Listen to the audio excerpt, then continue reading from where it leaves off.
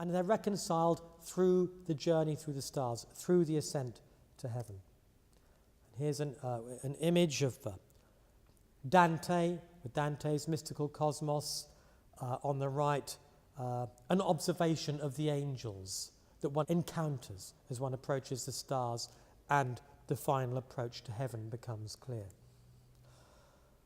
The celestial journey secularized. Well, Jules Verne wrote in 1865, De la Terre à la Lune, From the Earth to the Moon, filmed in 1958, the year after Sputnik was launched, 3 years before Gagarin's flight, a famous film from the 1950s which characterized views of spaceflight as they were then as a great adventure. It was almost the amateur adventure.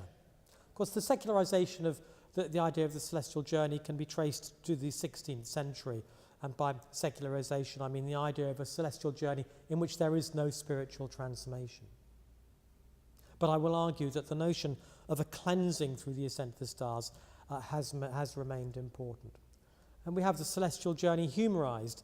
Georges Méliès, La Rêve d'un astronome, 1899.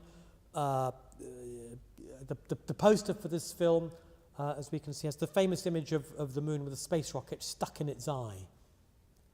And then we have myth and mass culture, the blockbuster franchises of Star Trek and Star Wars, the final frontiers, boldly going.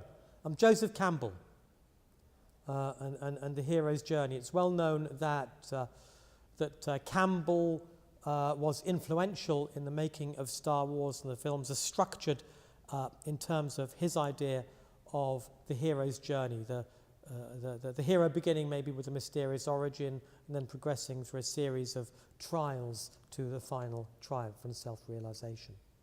Messages from the sky, when we have the day the earth stood still.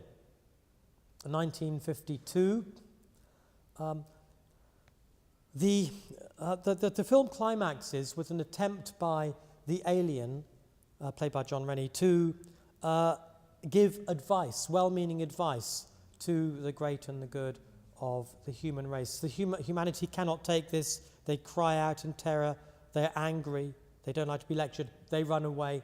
It's a disaster. Very much the same model as we find in the Ten Commandments from 1956, where Charlton Heston descends from Mount Sinai carrying the tablets of stone, messages from the sky, to find the children of Israel unable to cope. The children of Israel, they cry out in terror. They're afraid. They run away. A few of them accept that they have done wrong and accept Moses and the new commandments.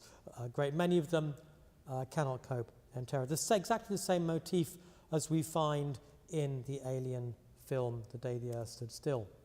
Then we have the astronaut as hero, priest, or psychopomp. The heavens, formerly the province of priests, were now to be seized by uniformed astronauts, quoting Stephen Choukakis. So here we have on the left an Egyptian hour priest wearing his cloak of stars in colour, the prophet Daniel, omen reader and astrologer to the last Babylonian kings, an Aztec diviner, and on the right there you'll see Yuri Gagarin looking heroic, almost priestly, with his insignia and his medals. The astronaut as hero, fiction, fact and faction. On the left, Star Trek with Captain Jean-Luc Picard and Captain Kirk. Their jaws firm, their eyes resolute, facing any challenge that can be thrown at them. On the right-hand side, Tom Hanks from Apollo 13, resolute, his jaw firm, his eyes determined, again facing any challenge that can be thrown at him. Playing Jim Lovell, the commander of the Apollo 13 mission. And in the middle, the Apollo 13 astronauts themselves.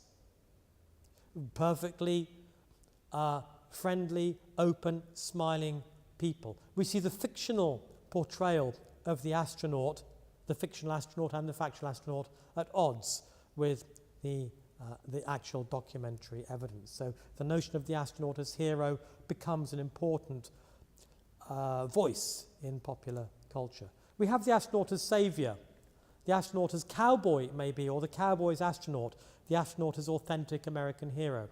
So here we have Bruce Willis in Armageddon, an oil driller who becomes an ad hoc astronaut, saving the world by landing on a comet headed for collision with the Earth and blowing it up with a nuclear warhead. Resolute, determined, the amateur, the authentic American hero, seeing any challenge and being ready to overcome it. Back to the Soviet Union. In 1961, immediately after Gagarin's flight, he was welcomed in Red Square by Nikita Khrushchev, the Soviet leader, standing on the top of Lenin's mausoleum. This is Khrushchev's speech. Dear friends, citizens of the world, I address you with a sense of great joy and pride. For the first time in history, a man from planet Earth, our Soviet man, broke through into space in a ship created by Soviet scientists and performed the first unexampled trip to the stars. We bid a warm welcome to Yuri Alexeyevich Gagarin, the heroic Soviet man. He has displayed high moral qualities, courage, self-control and valor. He is the first man to have seen all our planet Earth, which is in perpetual motion, in an hour and a half, taking in its vast oceans and continents at a glance. Gagarin is a superman. Gagarin has been where nobody has been before. He looks down on the entire Earth with one single glance, like a god. His name will live on like that of Christopher Columbus. Khrushchev goes on in a direct challenge to America. Gagarin's name, Khrushchev continues, will be immortal in man's history. All of us appreciate the world of thoughts and emotions, he continues, that our first space traveller has brought back with him to the Earth. So Gagarin goes to the stars and he brings back a world of thoughts and emotions. He's brought something back with him from the starry realms. So Khrushchev, in his narrative, in his welcome, is deliberately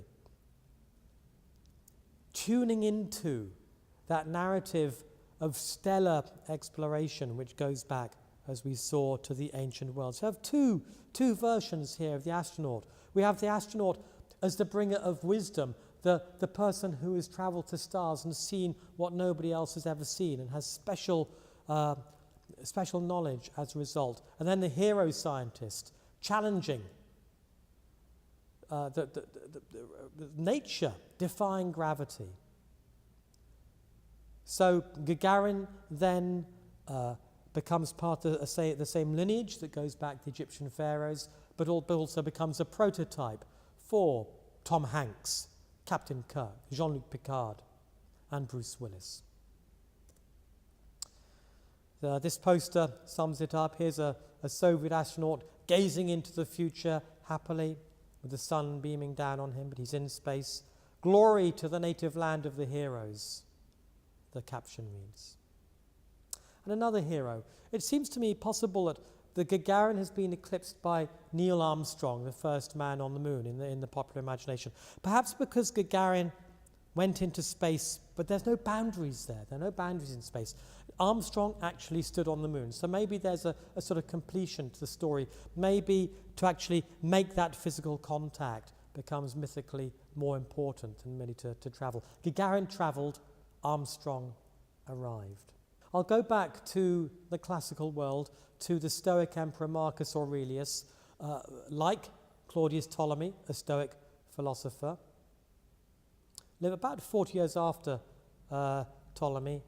Marcus Aurelius wrote, "Survey the circling stars as though you yourself were in mid-course with them. Often picture the changing and rechanging dance of the elements. Visions of this kind purge away the dross of our earthbound life. So one's soul can be cleansed by an imaginative union with the stars." I'm just going to end with another picture. Here's from the Sunday Times Eureka magazine of June this year. An astronaut floating in space with the caption, "Where next?" So thank you very much. Welcome to the conference, and I hope the next 3 days are very productive. Thank you.